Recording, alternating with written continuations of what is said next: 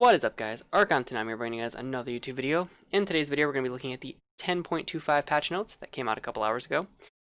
Sorry, I haven't been keeping consistent with videos, guys. It's just Shadowlands is eating up a lot of my time, and I'm not sure what videos I want to do for Shadowlands yet.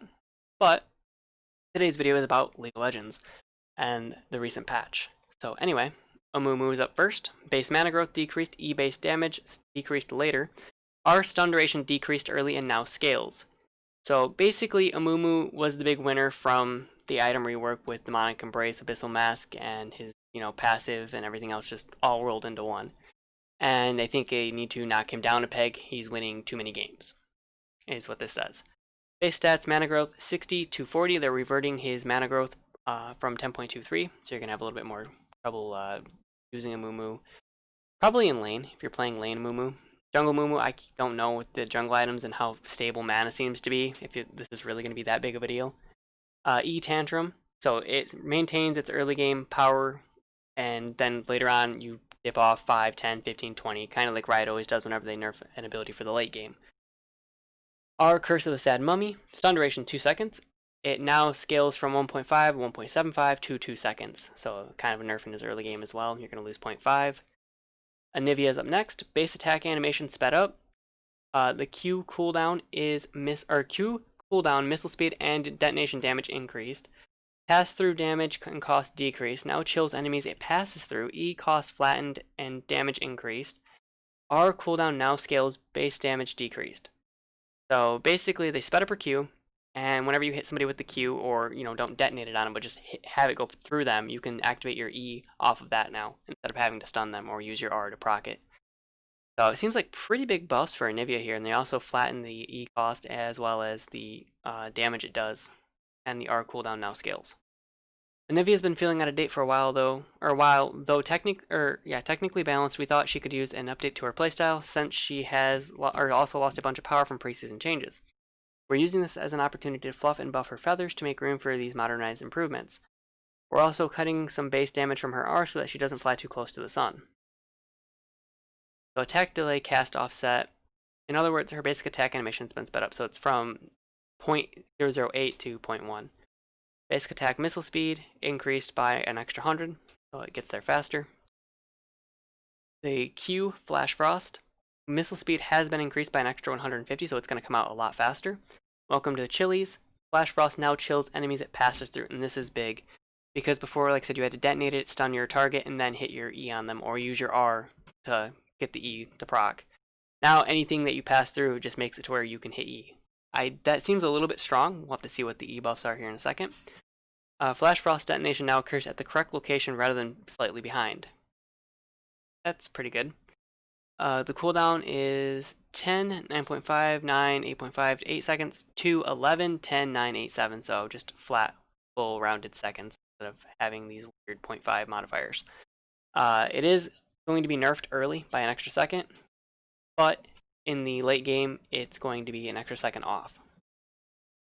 Pass-through damage, 60, 85, 110, 135, 160, plus 45% AP or ratio, 2, 50, 70, 90, 110, 130.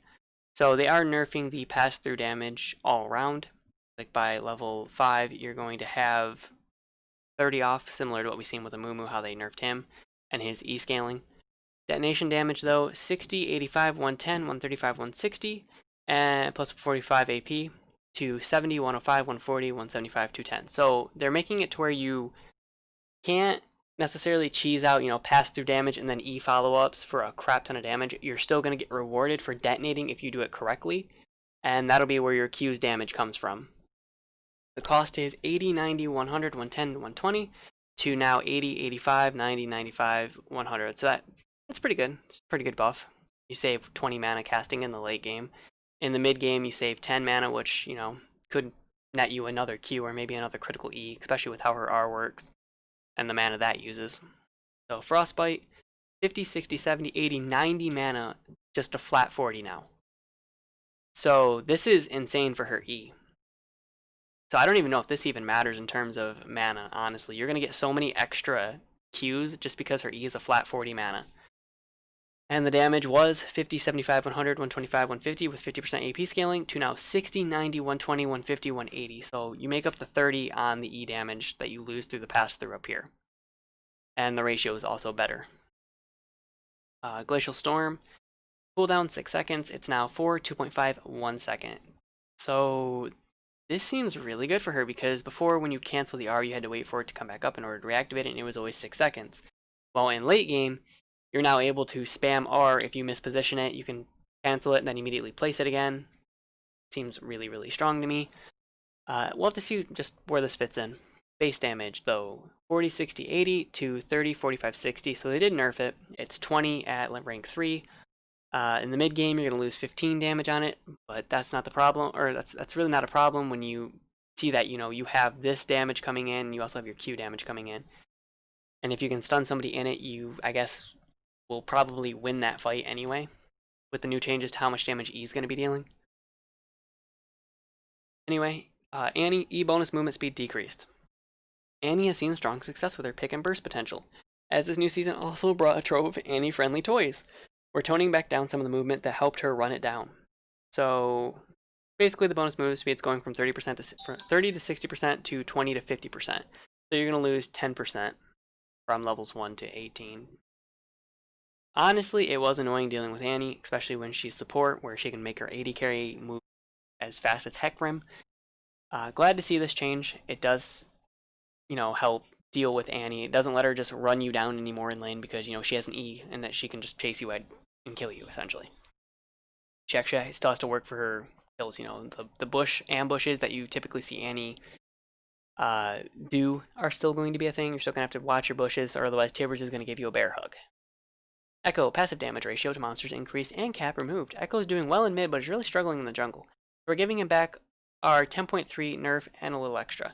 Damage ratio to monsters. 150% capped at 600, now it's 250 with no cap on his passive. So every time you hit a monster 3 times, you activate his passive, that damage is no longer capped at 600, and it's an extra 100% damage. So your clear with Echo should be a lot faster now. Fizz. Base mana growth decreased. Fizz has been faring swimmingly despite his mana loss in 10.24. Sorry about the phone. In combination with the overall net positives from Mythics, he's hopped over the line, turning the tides by reverting our change in 10.23. So basically they're just reverting what they did where they gave him an extra 20 on his mana growth. Not sure how much that's really going to affect him, because if you're playing Fizz correctly, you're clearing minions with W and you're getting the mana back anyway, so it doesn't really hurt your mana. The only time you're really struggling for mana is when you're all-inning, or if you're trying to trade multiple times. That's about the only time you really hit the wall, and by mid-game anyway, it's all irrelevant because you're probably one-shotting your lane opponent. Or you have something that's going to offset the mana loss. Passive, healing increased, W cooldown decreased. Gragas was hit hard, especially in the postseason jungle with less health to guzzle, helping him clear camps faster to soften the blow. Healing 8% of his max health instead of 6, and his W is now a 5-second cooldown instead of a 6. Okay. I think the healing will help him out a bit. Like I said, jungle clears have been weird for me since the changes to the jungle this preseason, because it doesn't really feel like there's anybody who's absolutely atrocious at clearing. It's hard to explain. Like, even champions that were hard to clear before are now about half health, so when you get to Gromp, you smite Gromp with your smite, and then you get the bonus from Gromp, and you're pretty much back to full health, kind of like Crab. It seemed like it made a lot more junglers viable. So to hear that Gragas is struggling seems a little weird to me, but okay. Gragas buffs. Aurelia, base AD increased, the Q cooldown decreased. Aurelia hasn't found a home with the fighter mythics yet, so we're specifically tackling the areas that will help her synergize better with existing mythics and also hand her back some cooldowns for her immediate Sheen purchase. Attack damage, basically going up by 2. And then her Q cooldown, sorry guys, that is so hard to say in conjunction, I apologize, is going from 12, 11, 10, 9, 8 to 11, 10, 9, 8, 7. So you're getting a second off. Ideally though, you don't want to mess up the cooldown anyway. And this is only for when you all in, I would assume, because that's about the only time your Q should be on cooldown, is if you all in. And you need it for just that little bit of damage and then an auto attack, or auto attack Q, you know, whatever. So I don't know how I feel about this because Irelia, this preseason, at least to me with the games I've played with her, and I'm not very good with Irelia, keep that in mind, she still seems to be able to all Inuit too pretty effectively. You just clear the back wave, and then you hit your E on them by dashing into the minion wave if they come up to trade to the minions, and you're off to the races, double Q, auto, auto, auto, auto, and they usually fall over pretty quick. So yeah, I don't know. She seems strong to me still. I do know that late game, if you do fall behind, it does suck to try and clear the waves. The Q cooldown decreased, E cooldown decreased, shield increased, R basic attack speed increased. Ivern's fallen below par and deserves quite a bit of love, especially after the shift to ability haste to help him as a stronger jungler. We're giving back some of the extra shielding power he lost from Athene's and opening up access to more of his abilities to help both him and his allies survive fights. And we can't forget about Daisy, can we? Honestly, the biggest change I would love to see Ivern get is his Q does not take him into melee range against champions. So I remember when he got his rework and they said, whatever, he'll be a ranged champion. You don't need the bush anymore to throw ranged autos. They initially had it in his kit where his Q would put him at max range for his autos, which at the time was his old bush range. And then they took it out because people complained about not being able to jungle properly, not being able to go over walls to, collect your camps because his auto range was on the other side of the wall. So I don't know why they didn't just fix it to where Ivern doesn't go into melee range against champions. I think that would have been a better fix. And all of these other changes, we'll see what they do. So his Q root caller is going from 14, 13, 12, 11, 10 respectively to 12, 11, 10, 9, 8. So at rank 5, you're going to get 2 seconds off and early on. It's basically just a flat 2 seconds all around. It's nice. I don't think in the early game it's going to amount to too much. Because in the early game, if you're hitting a root or you miss a root, you're probably not going to have it up again during that gank anyway, in most cases, unless for whatever reason the person being ganked decides to try to outplay the gank, and, usually in that case they're probably dead. It's very rare that it works out. So, the flat 2 seconds early doesn't really seem to make a difference. Late game, it's going to be kind of annoying to deal with, I could easily imagine. E, trigger seed, cooldown, 12, 11, 10, 9, 8, to 11, 10, 9, 8, 7, so this is getting a flat 1 second across the board.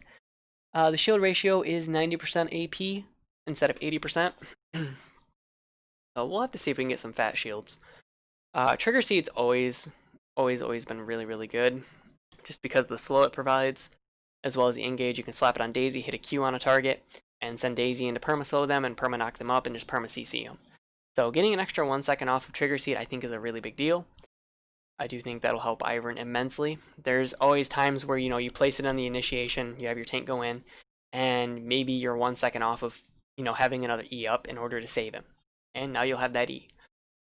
Daisy's base attack speed is increasing from 0.623 to 0.7, which is nice because it feels really bad to use Daisy sometimes when Daisy can't get on her target with all the mobility in the game nowadays. So maybe that'll make a difference between an auto and a half. Jhin, Q minimum damage ratio decreased. Even with some of his lethality options catching some nerfs, see below, Jhin's still cashing out hard this preseason with pure crit builds, giving him a direct trim. Minimum ratio 42, 52.5, 60. Oh wow, they actually gutted the ability. It's 10, it looks like, all around, right? Yeah, it's 10 all around for the minimum damage ratio. Wow. So I know Jhin was good because I've heard people say, hey, Eclipse is good on him. Like, the crit build shouldn't be shocking if it is good on him. It would be the 180 carry I would expect it to be because of how his kit works. So, with all the other ADCs underperforming, I wouldn't have had Jhin at the top of my list going into preseason. I would have had him near the middle maybe, but with as much upfront damage as he deals, I guess it's not too shocking, and the Q early is just insane. Karthus, Q cost decreased later, damage ratio increased. Karthus isn't performing well in any of his roles, but seems to do a lot better when getting mana out of his mythic. We're giving him a small boost, but also expect item optimizations will improve his strength. Q, lay waste. 20, 26, 32, 38, 44 to 20, 25, 30, 35, 40, and the ratio is going up. Oh, the cost, sorry. I thought I was looking at damage for a minute. I was like really confused. So it's 1 at rank 2, 2 at rank 3. It isn't until rank 4 and rank 5 that you really see the benefit. Well, actually, that's not even true. It's 1, 2, 3, 4 across the board. Not really sure how much this is gonna help Karthus. I mean, you would have to cast a decent amount of Qs to make up for the cost that you're losing or that you're gaining in terms of mana value. So, what is it? It would be 40 divided by 4 because that would be how many Qs you have to cast in order to get a free Q from the buff.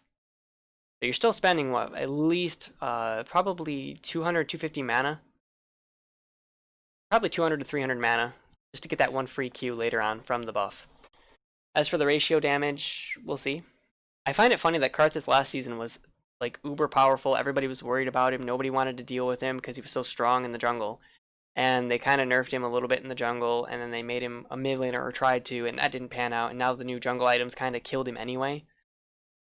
Who would have guessed that the Karthus nerfs that we all needed in the jungle were new items? Okay, well, base magic resist decreased, E passive damage ratio decreased. Prior to the item rework, we buffed Kale in preparation so that she'd have better choices in the new system. Those items ended up synergizing really well on her and have resulted in an overperformance in the mid lane. We overall like the item choices she has, so we're not fully reverting the buff we did in 10.23, but we are instead targeting other problem areas, her resilience in the mid lane and on-hit damage she gets when combined with Nashers.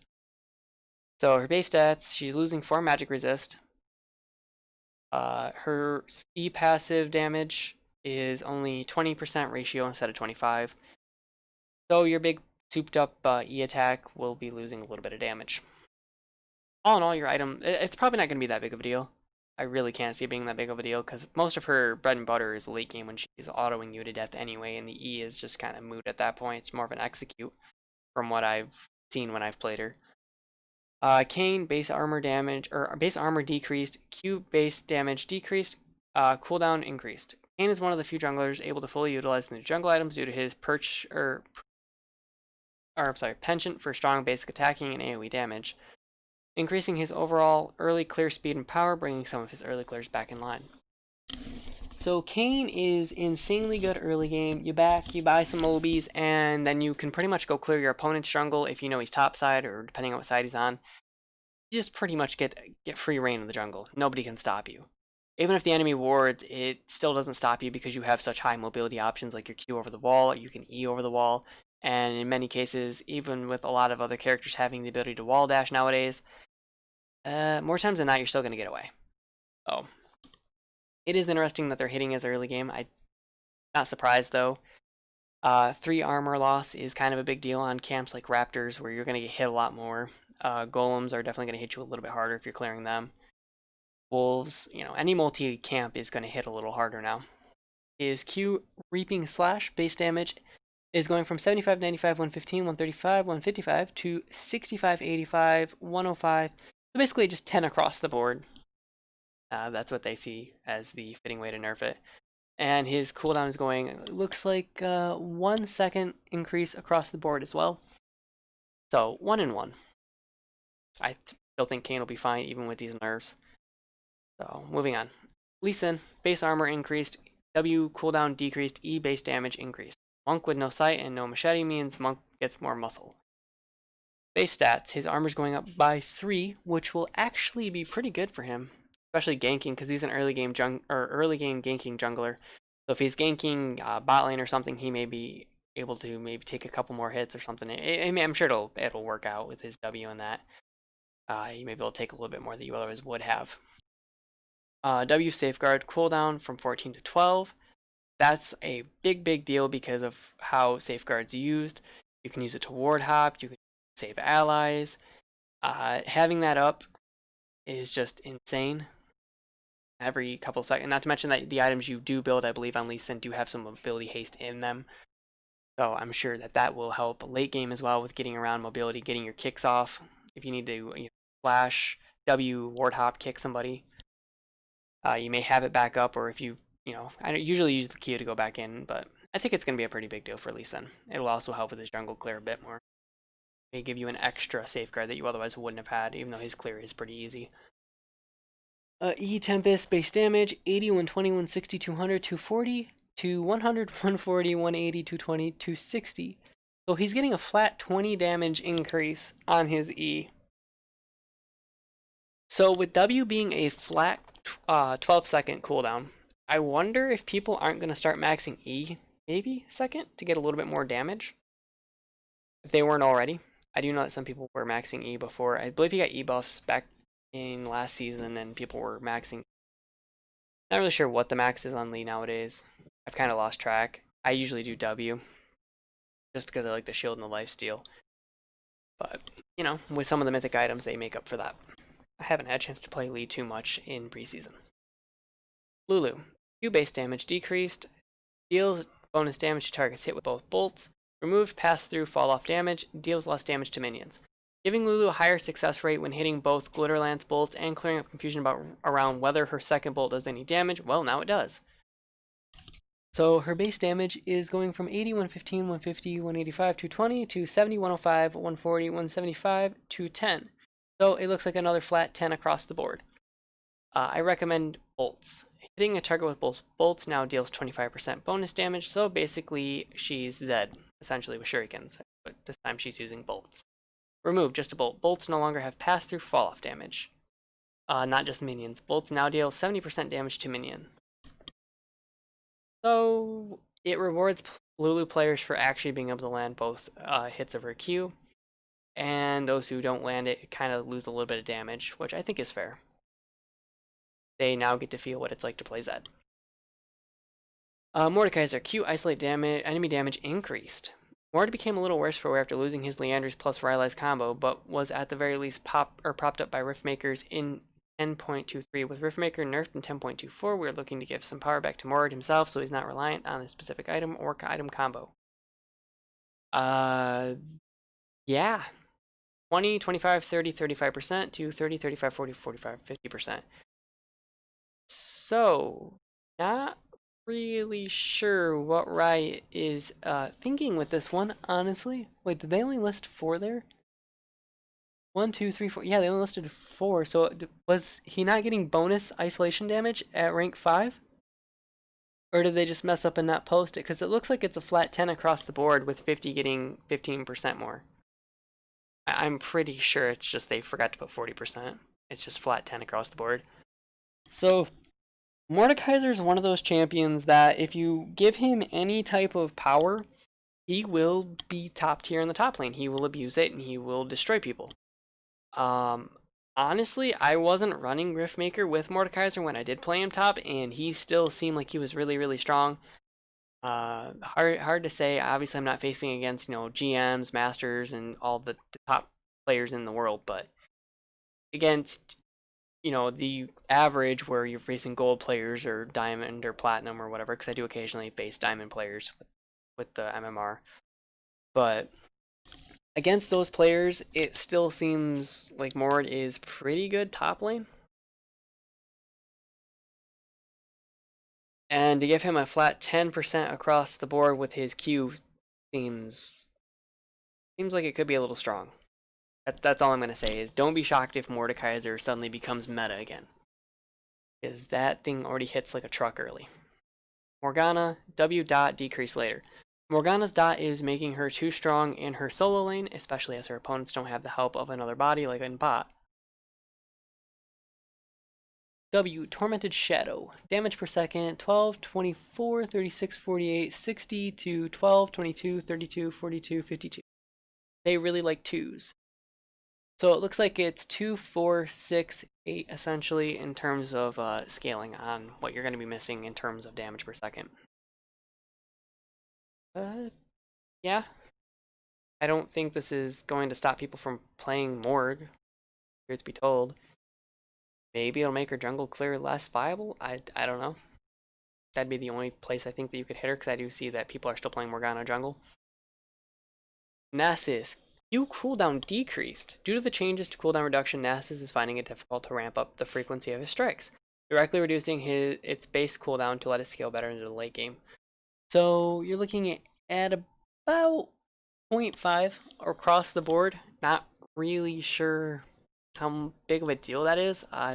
I'd have to play it honestly with the items he builds and see, because I know he does build items with ability haste. He does still have some of those in his items, so it'd be interesting to see just how this affects ability haste and that. I'm curious if somebody's gonna find a build that just breaks Nasus, where with this and his R, you just basically spam Q, never stop spamming Q. Still interesting. Should help him out. Nidalee, Q cost decreased later, damage increased later, E cost decreased. Nidalee's balance state used to be extremely tied to her synergy with Runic Echoes, which was removed in the item rework. She is also running into pretty severe mana issues, due to the fact that her costs were tuned around the same item. With all that in mind, we're shifting some of her power from strong mid-game farming into more powerful or more champion-focused damage, as the later is friendlier to all levels of players. Yeah. Honestly, I don't see why Nidalee was balanced around Runic Echoes. Truth be told, I do know that it dealt a lot of damage if you hit a long-range spear. I get that. But I don't think that Runic Echoes was strong enough for her to be penalized the way that she was with her high mana cost. It did make her a high skill, or what's the word I'm looking for?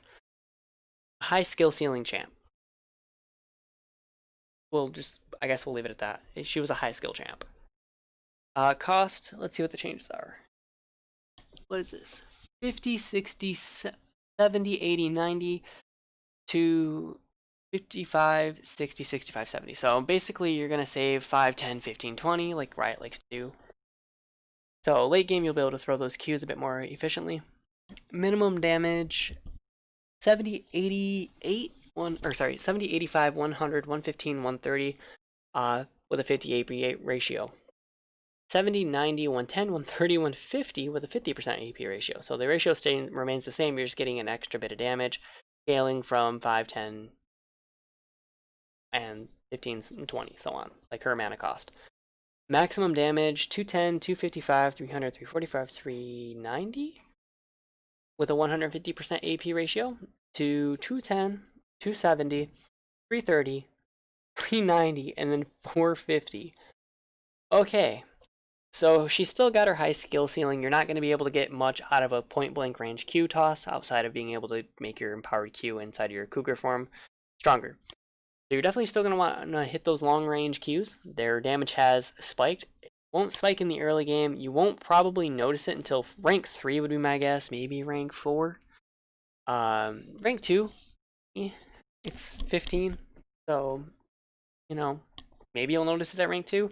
But you probably won't really notice it till rank 3, rank 4, and then by rank 5, you're probably one-shotting people realistically. You're probably one-shotting squishy characters if you're hitting a max range spear. Or you're forcing them out of the fight. So, you get a lot more spears to throw, while also dealing a lot more max range damage. Primal Surge. Cost 60, 75, 90, 105, or 120. To 50, 60, 70, 80, 90 mana. So you're saving a lot of mana here. 10 on the initial, 15, and then it goes to 20, and then it goes to 30. Well, actually, it's not even 30. 25? Then 30. Okay. But anyway, same Riot cost scaling. I think this is going to do pretty well for her early clears, honestly, because it lets you heal yourself. If you're struggling to jungle clear with Nidalee, this will kind of be something that they give you to hold your hand with it a bit more.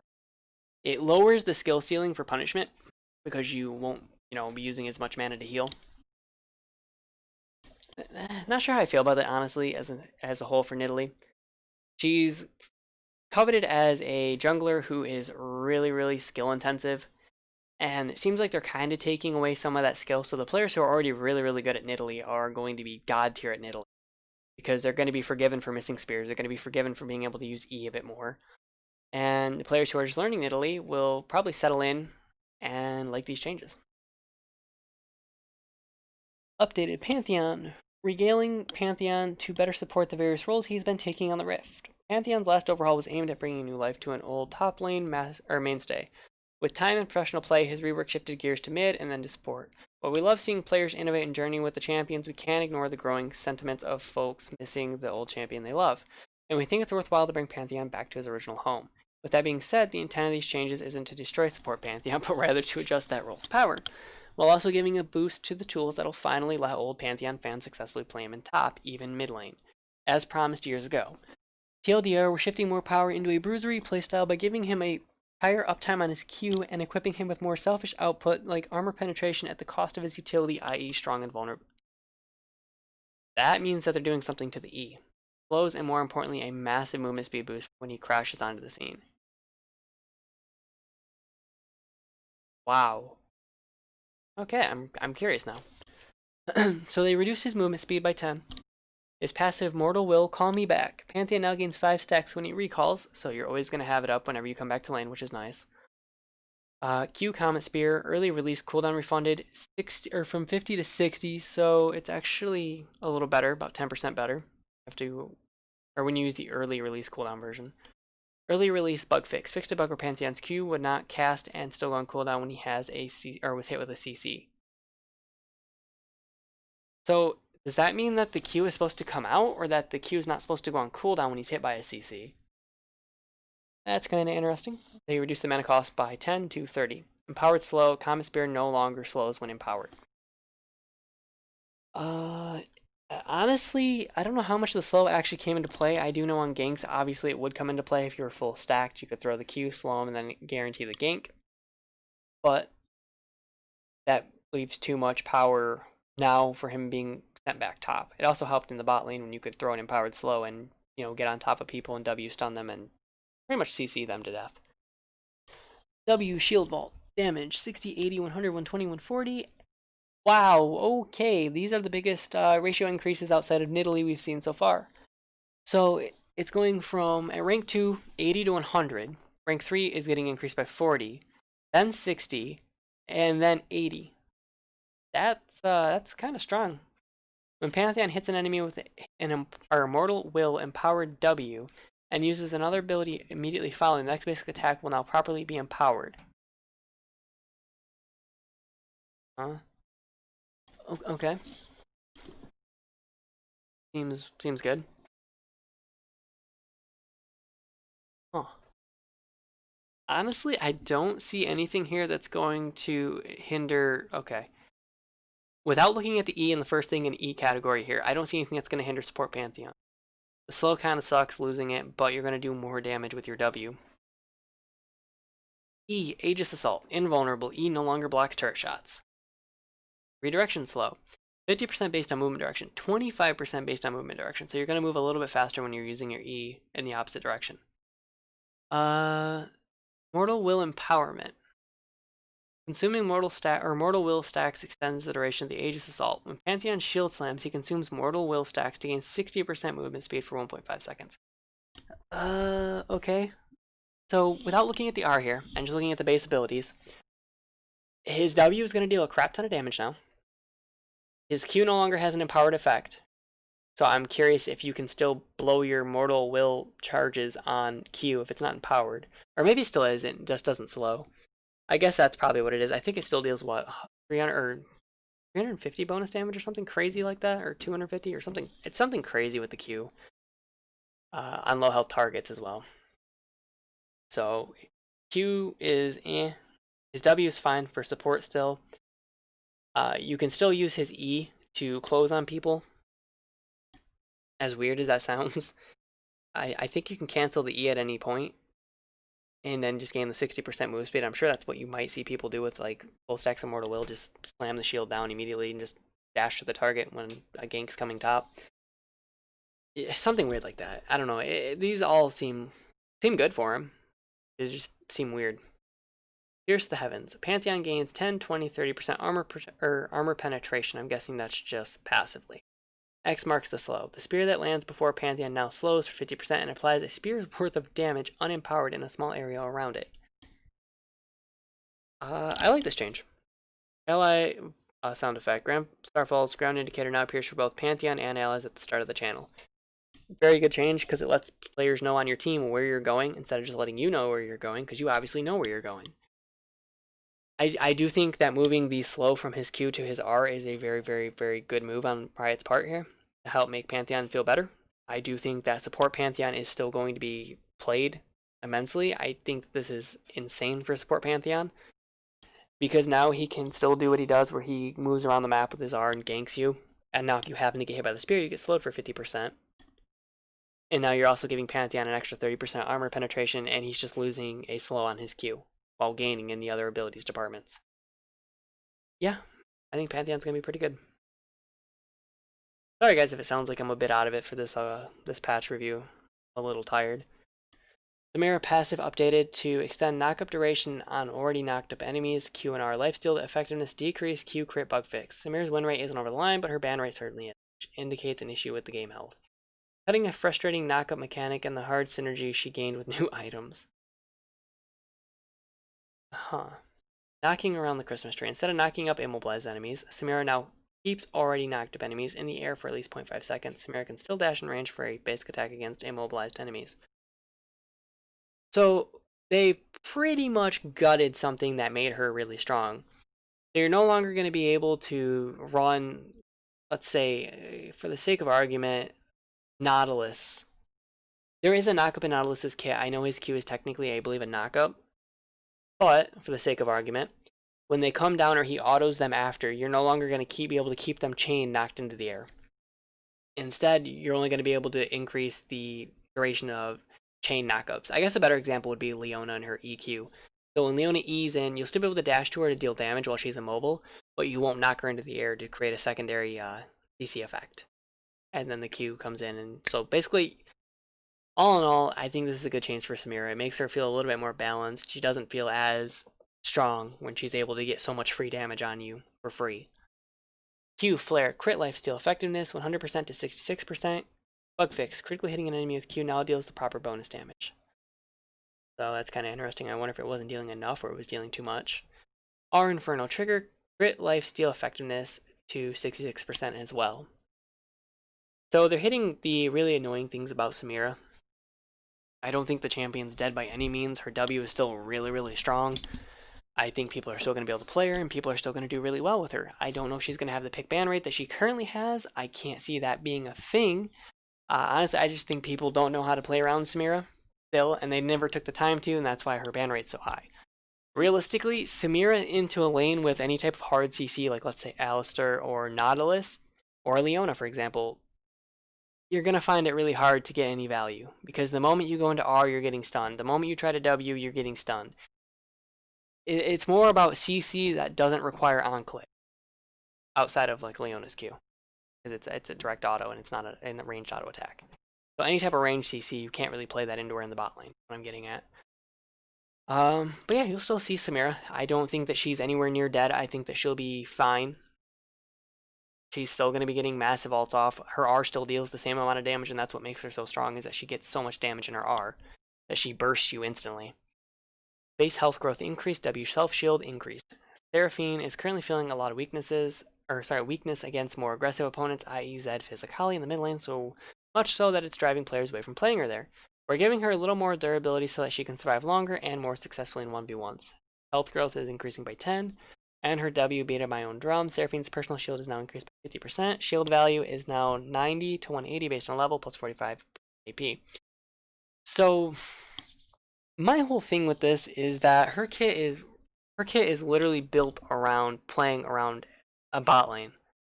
Her passive gives her more attack range the more people that she casts her spells around, you know?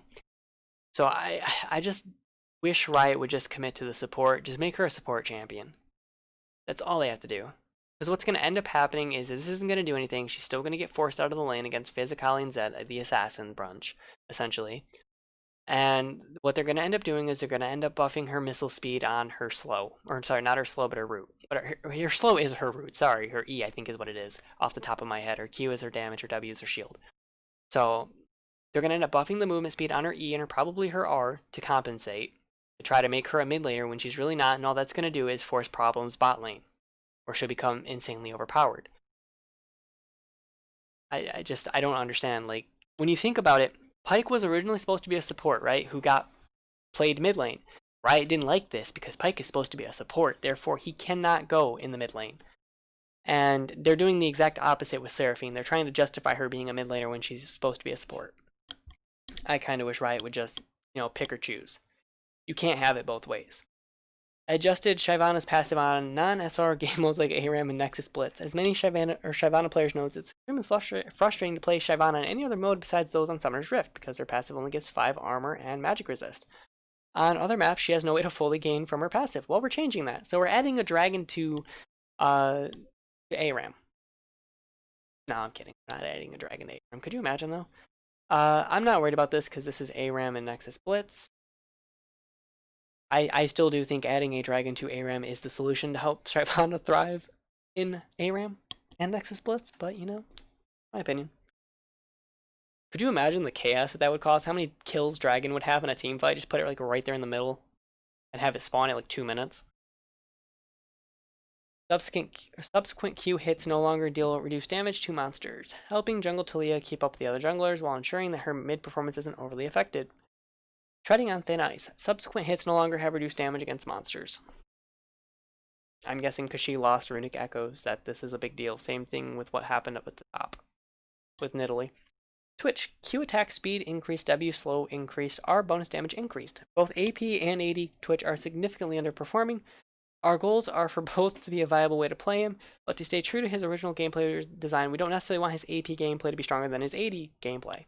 For now, we're going to buff him, or be buffing him in both styles of play, but it's possible that we will be further tuning adjustments as players get used to the AP Twitch. So, the thing about AP Twitch is that he will explode you if you're not expecting it off of his E. He does no damage with his autos. His autos hit for nothing. But that E damage hits like a truck. So you're losing damage on your autos to basically backload the 5 stacks on your poison.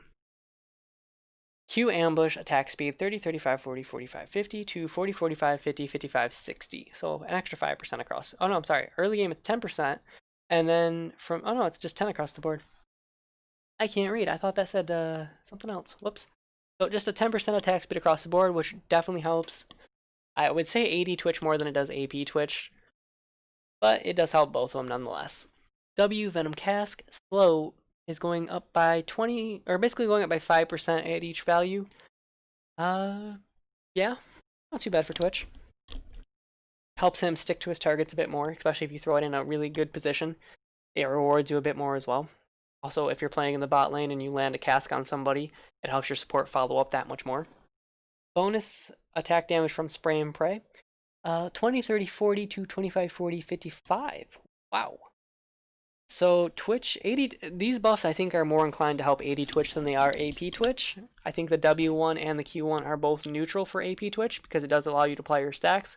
It doesn't give you more damage, whereas at least Q ambush gives you more damage as AD Twitch, and then the spray and pray attack damage obviously is only intended for, I would say, AD Twitch. AP does benefit a little bit, but not like what AD does, obviously. So Twitch ought to be fun. I played a couple games with him today.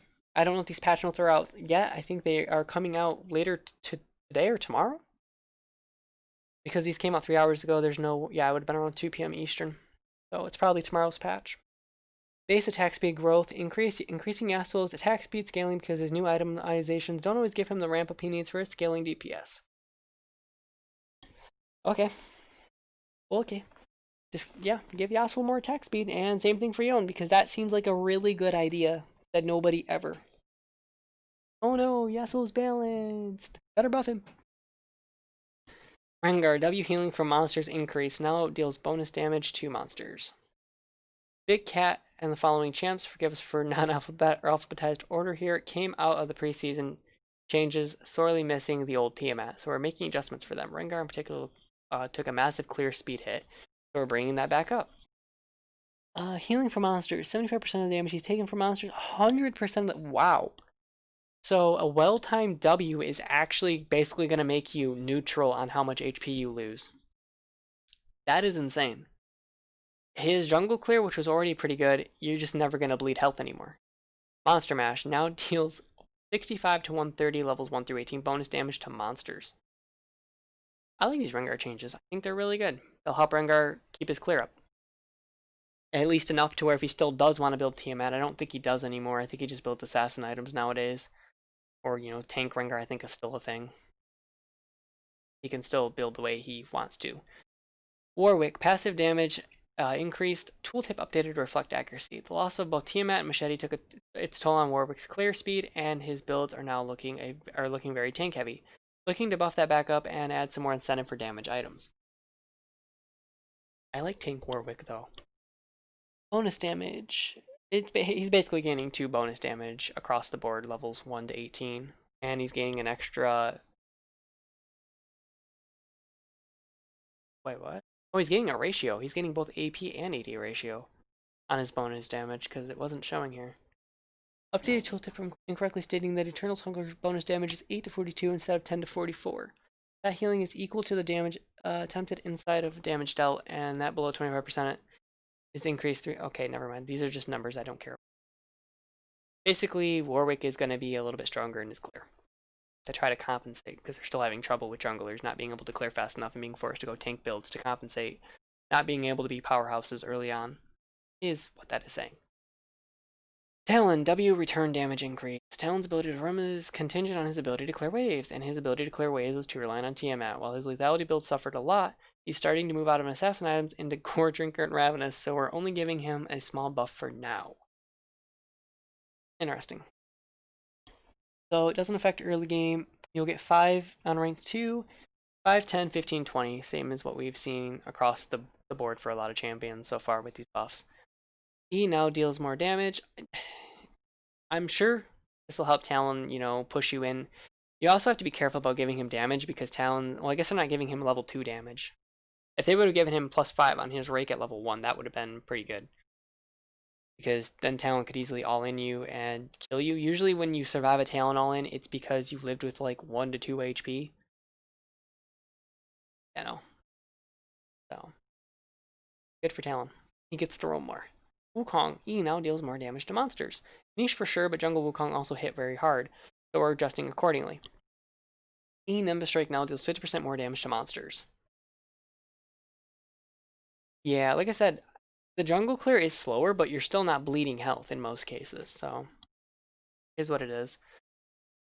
Grouping some individual item changes. Since most of our item changes this patch can be easily categorized by class. A couple of notes on specific items though. Mirror Mana has started to see play as the optimal second item for several mage champions. We're changing its effect to physical damage to incentivize its target audience to pick it up. AD casters, where you at? Ezreal. While laying the groundwork for potential buffs that won't encourage more mage poaching. And Seeker's Arm Guard was too efficient for its costs, so we're nudging down its power. Weird, huh? How I've been saying for months now that this was insanely strong. Hourglass as a whole was insanely strong. And Seekers was part of the problem because what it did against 80 assassins is it made you way too tanky. Like it was just way too strong for the amount of gold. If I had it my way, Stopwatch would be removed.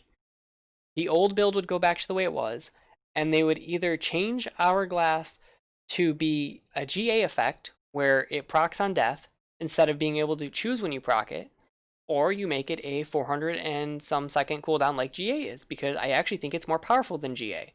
GA prevents death with a passive, right? Whereas Hourglass literally synergizes with most mages' kits, so they can use their channel ability, like Morgana especially. She's actually balanced around Hourglass. So if you were to change Hourglass to where you died, that would no longer be a thing, because how many times have you been auto-attacked by a GA reviving AD carry? Never. I think that they need to change GA and they need to change Hourglass's cooldowns around. GA is less useful than what Hourglass is by far, and probably should be a 120-second cooldown. But before I go off on that tangent, let's take a look at these items here. Death and Taxes execute all enemy targets except epic monsters and turrets to just enemy champions.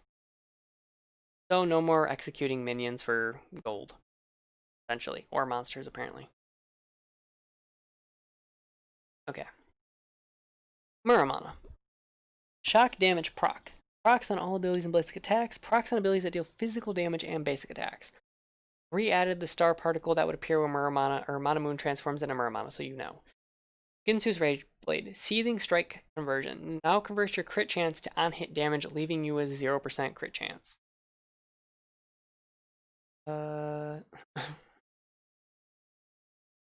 So I wonder if this is just a tooltip thing, so that hey, you have 0% crit, but it's all going into the Ginsu's passive.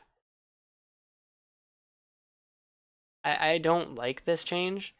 I kind of still wish there was a tooltip to show you. I guess it doesn't matter, but it would just be nice as a quality of life thing where you could still see how much crit you had. I guess it doesn't matter because you're not critting.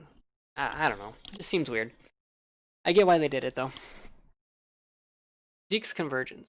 Actually, how does that affect Ashe now that I think about it? How does that interact with Ashe's autos? Because aren't they supposed to slow? They're supposed to technically crit, but they don't crit because her crits are instead slows. Does that prevent her from slowing people? Is what I'm getting at. Kind of curious. I actually haven't built Ginsu's on Ashe. I do know it was really strong because of that auto passive, but I don't know. I'll have to try it sometime. Zeke's Convergence is going from 300 health to 250, armor 30 from 25, convergence mark duration from 4 seconds to 8 seconds, and convergence bonus damage from 25-50 to 30-70. So I guess they're taking some of the survivability out of it to make it a more damage item for supports that use it. Seeker's Armguard, ability power 30 to 20. So they didn't take the armor off of it, they just took the ability power off of it, which I still think is a pretty big hit to the item. It's going to hurt mages who have to build this first against assassins. It's no longer going to be a first buy item, I think. It's going to hurt their wave clear as well. So all around, I think it's good nerf to the building of Hourglass. Anyway, jungle starter items. Certain junglers who get high value out of fast attacks and AoE have been significantly outperforming since preseason began, so we're paring down the power and clear speeds that were introduced in the new system. Basic attacks no longer grant 1 tick of damage, and basic attacks no longer grant damage. So go figure. AoE junglers are clearing faster than normal junglers because of item changes. I still think I personally wouldn't mind a tank jungle meta again, just because tank jungle meta to me is kind of fun because you actually feel useful. Whereas if you play a burst jungler like Kha'Zix, Yi, Xin Zhao, or any of the early game junglers, and for whatever reason you fall behind, or the enemy jungler is able to get ahead of you, you just never get back into the game. You just feel useless and it's miserable.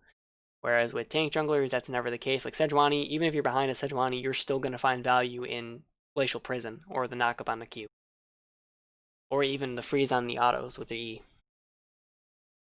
I don't know. I just prefer slower jungle play. Support items. Some cleanup to support items to address some concerns. Supports don't get many items in average. Some item build paths are too high cost. Some items are weaker, stronger than others. The use of Imperial Mandate in solo lanes. It should be a viable build, but shouldn't be quite optimal, so that's going to get nerfed. There was people building this on Ashe because they were slow on her autos. Bandless Glass Mirror. The cost is being dropped by 100, which is actually really nice. So that's about the cost of the Fairy Charm that crafts into, unless that's just the overall cost. That's probably just the overall cost. You still have to buy the other 2 items. And then the item itself is dropped by 100. Chemtech Putrefier, or yeah, whatever, Putrefier, cost 450 gold to 550 gold with the above cost change. Total cost is unchanged. What? What? I am so lost. How can you increase the cost of the item itself by 100 unless they're making the components cheaper? Alright, wait, but does the Bangless Glass Mirror build into a Chemtech Purifier as well? There you go, the more you learn. I haven't had a chance to build all the new items yet, forgive me. I have an idea of what they do, but I don't know the build paths. Build path, Forbidden Idol plus Blasting Wand plus 650 gold, Forbidden Idol plus Amp Tome plus 630 gold. So Ardent is getting nerfed? Because Amp Tome is 435, 435 plus 435 is 870. Whereas an Amp Tome is 850 before, and oh no, never mind. I guess it's not. I guess you take the 20 gold out of the other, so it's unchanged. Never mind. Quick maths. Never hurts. I was confused there for a minute when I seen 2 Amp Tomes. Staff of Flowing Water. Build path. Forbidden Idol plus Blasting Wand plus 650 gold. Forbidden Idol plus Amp Tome plus 600. So basically they're removing the Blasting Wand so you get a more immediate effect with 2 Amp Tomes because they're easier to get on a back. I like the change. Everything's still unchanging though. Imperial Mandate. Total cost down 200 gold. Damage down as well from 60 to 100 to 36 to 60. Ally damage is going up to 90 to 150 instead of 60 to 100. So they nerfed it in solo lanes and buffed it whenever your ally procs the mark, which I think is good. Total cost 2,700 gold down to 2,500 gold. Starlight Grace, improved particle visuals when in combat. Starlight Grace heal, 60 to 90 based on allies level, to 70 to 100 based on allies level, so you're getting a little bit of a boost in the healing as well. Starlight Grace heal multiplier in combat, 25% per second, max 100, to 12.5% per second, max 50. So they nerf the bonus that you get in combat. I don't know how far this offsets, because you are getting 10 more both healing and max healing, or min healing and max healing, and you're losing some of that in the combat multiplier. I'm sure it offsets or comes close to offsetting. Locket of the Iron Solari, also receiving a 200 gold buff, where now it's 2,500 gold. The Devotion Shield is 250 to 420 to 230 to 385 to compensate. They're nerfing the shield on it by 20 early on to about 40 in the late game, 35. Cherulia's Battle Song also benefiting from the 2,500 gold mark. Inspire bonus damage 40 to 60 based on allies level to 35 to 55 based on allies level. So you're seeing a little bit of a nerf, -5 damage. Crit Strike items. So before we touch on Crit Strike items, I want to talk about support here. Support seems to be going in a good spot now. The support items are a little cheaper. Some of them do a little bit less, but you know, being able to get to your item in the first place is what's important. And some of the important effects, and like Shirley's Battle Song, where you're using it for mobility more times than not, aren't being changed, so that's good. Crit Strike items. Many of our marksman champions are still weak, especially those that rely on their basic attacks to deal damage. To help with this issue, we're buffing a couple early build legendaries so that marksmen, our champions, can scale up smoothly through mid-game to eventually spike hard with Infinity Edge. You never spike with Infinity Edge because the 800 dashing Akali literally one-shots you in your backline before you're able to react to her. That's the problem with some of the Crit Strike champions right now. And then they don't have the damage to deal with it, which they are addressing at least. Gale Force attack damage, 55 to 60, and Cloudburst cooldown is being reduced by 30, so you're going to be able to dash a lot more. So this is kind of a buff to Jhin. He did get nerfed up at the top with his Q min damage, but I don't think that that's going to offset that 4th auto and execute from Gale Force every, 60 instead of 90 seconds, plus the extra damage he gets. Typhoon attack damage 75 to 80, Essence Reaver attack damage 50 to 55, Zeal total cost down by 150? Yeah, 150. I had to do quick maths. Rapid Fire Cannon's total cost is coming down by 200 to 2,500, and Phantom Dancer is also going to 2,500. I like the changes to the attack speed items. I think these are really good changes. It always felt bad that they were 2,700, and they were just for, a little bit of move speed and maybe a little extra range, and I guess a little bit of damage in the case of Rapid Fire. I don't know, I don't think attack speed items should be held at that high of a gold value. Outside of like Bork, because it deals bonus damage whenever you auto like 3 times or whatever. Or it deals the passive damage and then it gives you the move speed steal after 3 autos. Sorry, again guys, a little tired. Speech is a little all over the place, and there's a lot to cover here. Mortal Reminder, total cost increased by 100 gold. The attack damage is going up by 10. I like this. Makes Mortal Reminder not feel as bad to buy when you do have to buy it. 100 gold is well worth the 10, or is well worth the 10 extra attack damage you're getting. Lord Dominic's Regards, attack damage is going up by an extra 5. So Mortal Reminder actually will do more attack damage while costing a little more. Lord Dominic still has more pen though. That's why you would buy it. The attack damage isn't necessarily a big deal. Infinity Edge. Crit scaling. Infinity Edge no longer grants critical strike damage scaling with critical strike chance. Max 40% at 100% crit chance. This is critical. If you have at least 60% crit strike chance, Infinity Edge now grants 35% critical strike damage. So in order to get 60, that's what, 3 items, right? So after your 3rd item, you automatically get the 35 bonus % crit strike chance. God, this is tough to tell how good this is. So before, You would still get 5% bonus crit strike chance for every crit. Odds are, though, you weren't building Infinity Edge first or second item, so it kind of was irrelevant. It was kind of moot. You were building it as a, what, fifth item, maybe fourth item? So now you can continue to build it as a fourth item after you get to your 60. I like the change, actually. The more I think about it, I do like the change because it's not really changing much. You still weren't getting your max crit anyway. You weren't getting 5, 10, 15 per item built because you weren't building it till late game. Whereas now this is a pretty solid, after you build 4 crit items, or 3 crit items, you can build this. Actually, Infinity Edge has, what, 20% built in too, so you can actually build it as a third item now and get the benefits of the 35% crit strike damage. Sorry guys, I'm doing maths in my head at the same time I'm trying to talk, and crit scaling being as weird as it was before, being gone now, I think is a good change. I'll just leave it at that. It's a good third item now because you'll have 60 at the third item. I like it. Good change. Nanomythics responding to feedback about champions feeling sluggish with low haste, and by making a few changes to some of the AP Nanomythics to improve baseline item feels. The Andrews will still be the ultimate haste option, providing up to 40 haste late game. Other orange items will also reflect equivalent changes. Ludin's Tempest is going to have plus 10 to ability haste, and losing 4 magic pen. Everfrost, ability haste increased by 10. No changes. Lethality Mythics, Eclipse and Duskblade are both overperforming and ranged champions.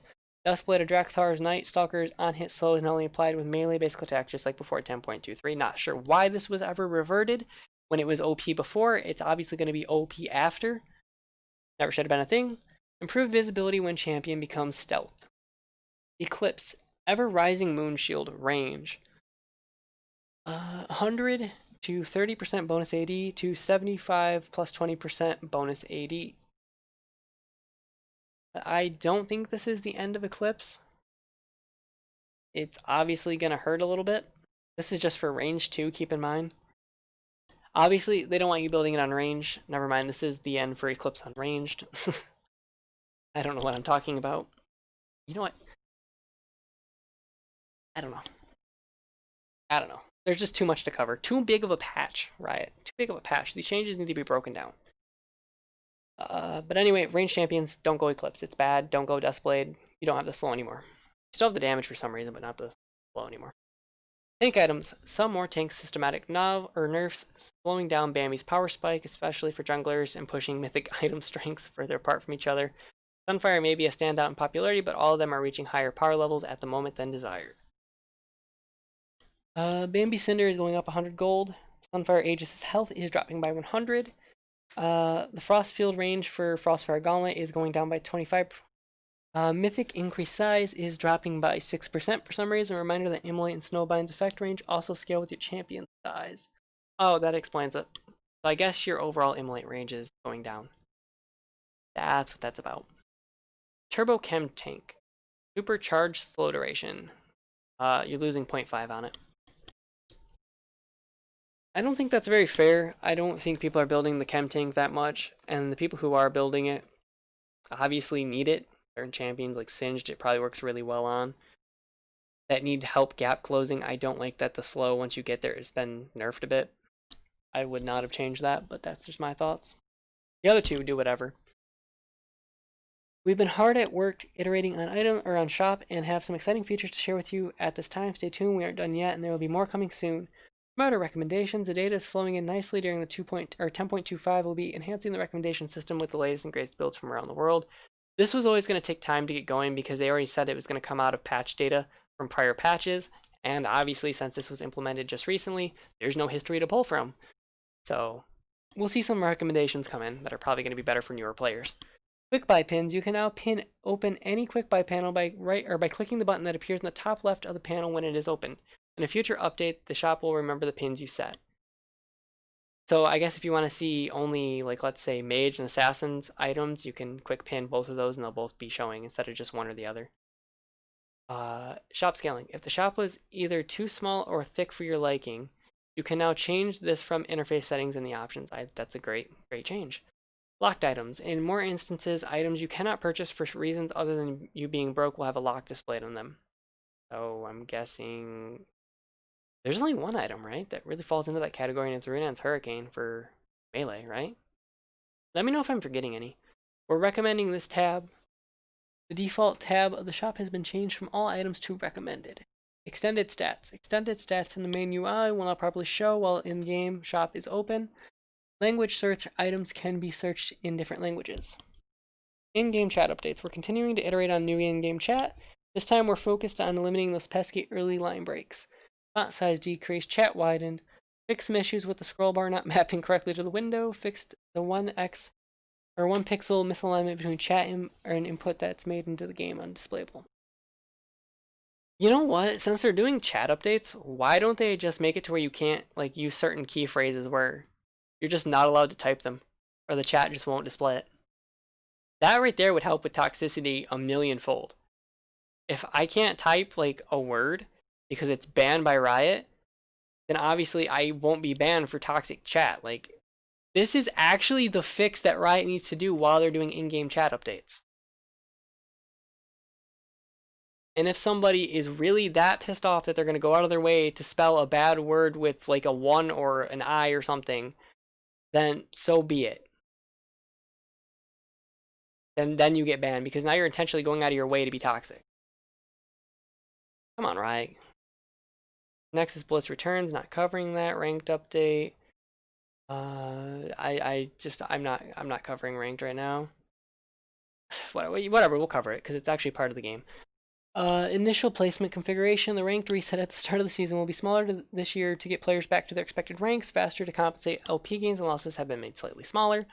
Unfilled rank decay. Diamond now uses the same banked gameplay or game decay system as Masters Plus with more relaxed tuning. Master, Grandmaster, Challenger. Each game played by banks 1 day of activity up to 10. After 10 days of inactivity, you'll begin consuming banked days. Once all banked days have been consumed, you'll lose 250 LP each day until you fall out of Master. So basically, you have to play a bunch of games and you can bank up days in order to take a break. So if you want to front load and do like 10 games over 3 days, you'll have 7 days banked up because each day... Oh no, I guess each day that you play, it doesn't take from your bank days, so you can just stack up on 10 over a couple days or whatever and then take a 10-day break, and by the time you come back, you can bank up another 10. Each game played banks 7 days of activity up to 28. After 28 days of activity, you'll begin consuming bank days. This initial grace period is skipped if you decay into Diamond from Master Plus. Once all bank days have been consumed, you lose 50 LP each day until you fall out of Diamond. I do... You know what, we'll just cover the League client because I'm curious. The skin no longer available first. Tooltip no longer appears at the start of Champ Select. Chat window no longer jumps to the left in Champ Select. Social panel, hover cards once again to correctly display friend's game type. I will slowly scroll. If you guys want to pause the video or open up your own client and go through these, I'm not doing that. I've done enough. I apologize. Bug fixes are important. Always go check them out. I just have done an hour's worth of video and I am out of it, boys. So, to recap, Nidalee is getting major changes that'll help other players pick her up. And I think the higher skilled players who already were good at Nidalee are going to get even better at Nidalee. Surprise, surprise. Pantheon is getting reworked to basically be a top laner. He's still going to have utility in the bot lane, don't worry. If you properly land his R when you're helping, roam across the map, you'll get a slow on that, which I think is going to be very nice for Pantheon. Kind of similar to what his Q used to do, so you can still catch people and you can stun them and make Pantheon plays that Pantheon makes. Just no longer will you be able to slow on your empowered Q to, gap close. Help make a gank that much better. Or what have you. Mordekaiser, we'll have to keep an eye on. I think Mordekaiser is going to be really strong. With the Q changes, I think the percent damage is going to be a little bit strong on him. Right, may end up reverting that one later. Not really any big nerfs, honestly. No real big nerfs. I mean, I guess you could count Annie losing 10% on Molten Shield as a big nerf. Anivia also is a big winner this patch. You may see more Anivias, and we haven't seen anything on Rell because Rell isn't out yet. So, hopefully you guys enjoyed the video. Let me know down below. Like I said, guys, I am sorry for sounding like I'm out of it and having to reread things multiple times.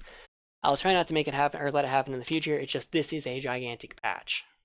And there's a lot to cover, and there's a lot of numbers, a lot of percents going on.